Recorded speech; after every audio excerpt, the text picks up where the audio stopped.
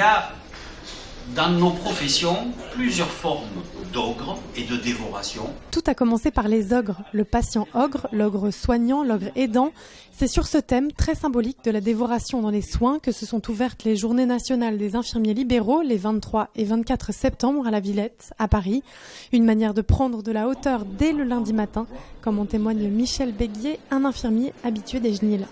L'intervention de Monsieur Pacifique est toujours aussi rafraîchissante et enrichissante, étant donné qu'il parle d'amour, il parle du vrai soin, il parle de notre quotidien. C'était très très intéressant sur l'ogre, le soignant ogre. Venir au Genil, c'est pas uniquement venir chercher des outils pratiques, c'est aussi de la réflexion, se poser des questions, se remettre en question. Se remettre en question, interroger sa pratique pour parfois sortir de l'impasse ou tout simplement acquérir de nouveaux outils.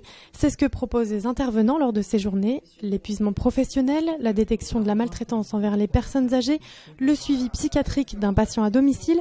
Difficile d'énumérer tous les thèmes abordés, mais chacun vient puiser ce qui le concerne. Ça fait 5 ans que je viens.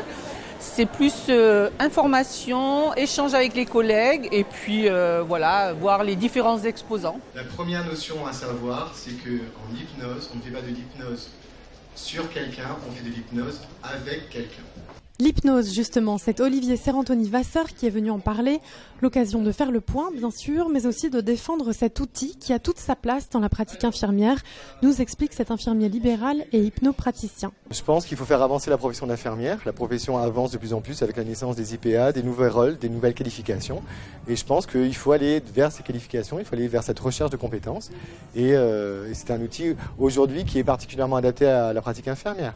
L'hypnose travaille sur la douleur, sur les troubles somatiques. L'infirmière est confrontée à ces troubles justement tous les jours. En effectif réduit, les ateliers permettent plus facilement à chacun de s'exprimer.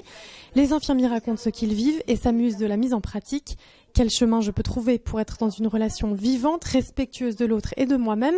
C'était tout l'enjeu de l'atelier animé par Véronique Gélin, formatrice et conférencière. Dans cet atelier-là, j'avais envie de l'appeler pas la gestion des conflits, mais un autre regard sur les conflits. C'est-à-dire que moi, je fais une vraie différence entre le conflit et l'affrontement. Pour moi, le conflit, c'est se confronter à quelqu'un qui est différent de moi, à quelqu'un qui ne perçoit pas le monde de la même manière que moi.